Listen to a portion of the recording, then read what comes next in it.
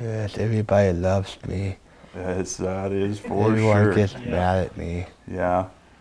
Yeah, everybody loves you more than you would even know. Yeah, Do you know why I think that's special? Because I think you love everybody. yeah.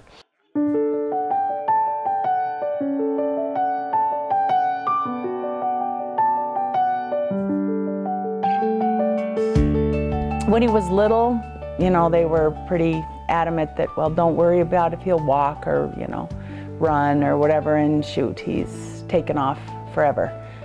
He never really was that far behind the quote normal kids. You know, what did he walk at? About 1.5 years, I think.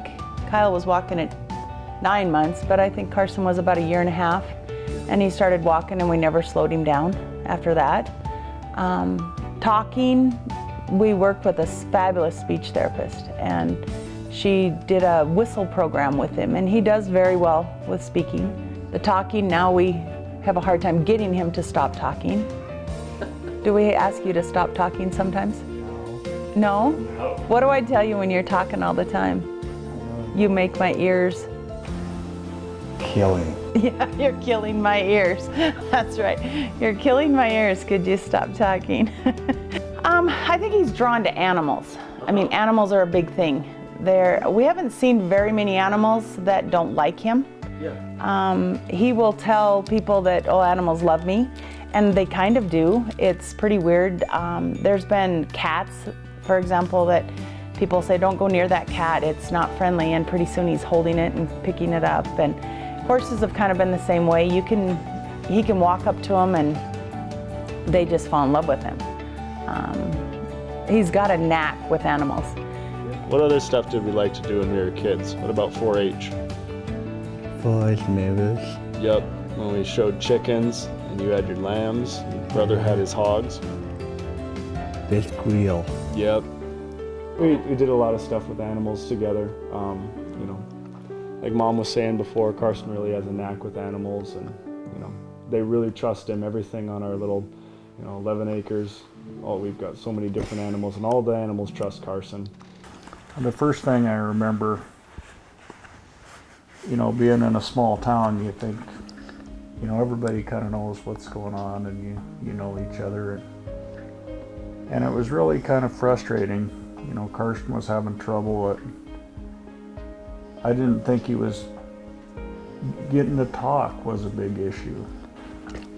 And one day I was walking down this main street, and the speech therapist, is just wonderful, saw me, and she started talking about 3/4 of the block away, and she was just gushing. And by the time we actually met face to face, I realized that Carson was about to start talking. She was so excited, everything was in place. Probably even 5, we were throwing him and his brother Kyle on horses and leading them around. Wow. And then at 8, we started 4-H. So he did 10 years of 4-H, and that's where he got really active in public speaking and community service and animals. And he showed sheep and rabbits and chickens and ducks, yep. And then we got into the ranch horse, and that's what really got him riding, was getting into the ranch horse. And horses were kind of, we started, like I said, leading him around, and he liked it. And then we started Special Olympics with Erlana, and that's kind of where it clicked. That he didn't get out of hand, but he was there to make something happen. When he got on a horse, that was kind of a big thing.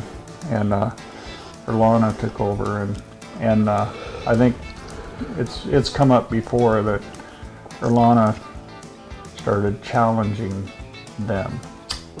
He liked that, and he enjoyed it. And then Erlana pushed him. She pushes the kids, and you could see at the event they stood out. I mean, they are miles ahead. But this is honest to truth. We had to get Carson to lope to start out, right? That was one of the big things, that Carson was hesitant about loping. And when he how to rope. Yeah, when he started learning how to lope, then that started to where he could step up and rope. And we put these little incremental blocks in front of him, and he would just overcome each part of them. So when we looked at those those portions of what goes on in his life, the investment has to be there. If you're going to do this, you have to invest in him. But what's easy to invest in is a kid that is putting that time and energy into it. You know, some of those times when you realize what that recipe that you're kind of putting in place is, you know, there's a lot of people that would, you know, there's going to be a special class, or there's going to be this, or there's going to be that, but it was just, no, it's kind of like Tater and Carson paying their fees and going to Roy. That's how we do things around here. It was just a culmination of something we've been building on for almost 3 years. Big nod. Okay, Carson! Turn around! Little red loper. Carson, come here. He's gonna circle back around. There you go. Get it behind him. Slip in there behind him. Oh. Well, Carson had just been to Roy, been the successful champion at Roy, and had a good time. Well, Carson's a cowboy now, and he doesn't get left out when there's work to do. And he ropes that dummy like you wouldn't believe, and puts the hours in. That's what it takes to be a champion in anything, is putting the hours in. And so when Carl and Kayleen decide to invest in Carson, it's been really awesome. I was going to the grocery store and the checkout lady said, "Hey Kyle, your brother was on TV, did you see it?" And I'm still black, covered in soot and soot. And I said, "No, I haven't been within cell service for the last 3 days, so I haven't even been home yet." And every single time I saw somebody new in town, it was, "Your brother was on TV, your brother's gonna meet Tough Cooper. Like, have you heard about it yet? Have you been too busy? Have you been home?" And then Carson always, you know, wants to meet everybody in town. We would make the joke that if he had to live in a big city, he'd be a Walmart greeter, because he's absolutely genuine in meeting new people and, you know, wanting to enter people's lives and know what's going on and project like what's going on in his life. He's just so friendly that the whole town already knew him. And then it was just the next step for him to become a public figure, you know, that was doing great things. And this shirt is pretty special. So we were sitting there, and Carson just went up and said, "That's a nice shirt to Tough." And literally, Tough took the shirt off of his back and gave it to Carson. You always hear that statement? Well, he literally did. He says, "You ought to have this one," and he gave it to him. He did give Tough his autograph. Tough says, "I want your autograph. You're a pretty famous cowboy too." Famous cowboy, Carson. And Shane Hensey, he almost got me one. Yeah, Shane Hanshey got you one, and he got you a pig and string. Pick a string. Yeah, that was funny when we met Shane. Put that in my mouth. What are you going to do when you get older? What's your dream that you want to do? Dream to take down steers. You want to take down steers. I know you want to know how to steer wrestle. That's right. You want to do steer wrestling. But when you're a champion team roper, what's the goal that you want to get to? What is it that you want to get to? The fastest target, 3.7. 3.7 in team roping? The fastest. The fastest. And where are you going to do that at? Boy. At Roy. Yeah. Are you going to live by yourself, or are you going to live with mom and dad? Myself. Yeah. Where do you want to live?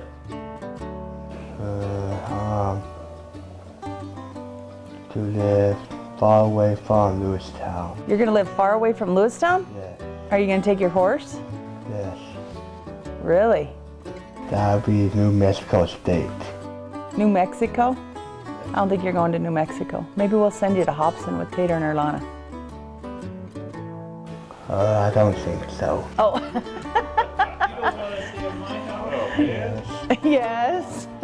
Is there anything you don't do? I don't know yet. You don't know yet? That's a true fact. But what are we thinking about a business for you?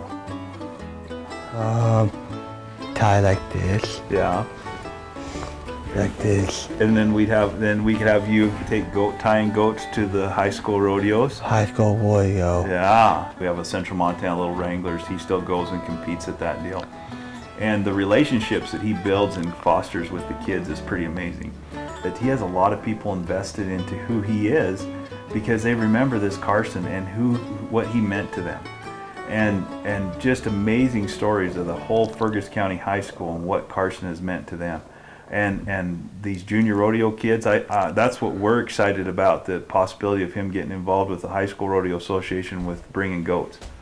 Because you'll have this whole crew of kids that he can influence and show that you don't quit and you don't give up, and things can happen. Growing up with a little brother with disabilities, you know, you learn how to be patient, you learn how to take things slow and look at things through his eyes, you know.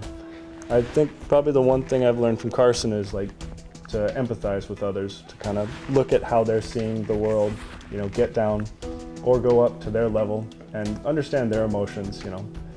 You know, Carson will always want to try, so you never want to slow him down. Just keep opening gates so he can keep rushing through, and you give him all the attention, all the information he needs, and then he'll run with it. Have that work out. You've got to pay attention and be present in exactly what's going on, and get that step is going to let something else happen, because if you're not ready to, if you're pulling your slack, you're going to get your thumb caught in the dolly. You know, that's a bad situation, and you got to be present to all those things and pay attention. And you know, some of those days you actually, those are the days too that you look up and you realize how blue the sky is. I'm telling you what, the world knows who this young man is and where he's going, and it's going to be powerful to see where it all ends up.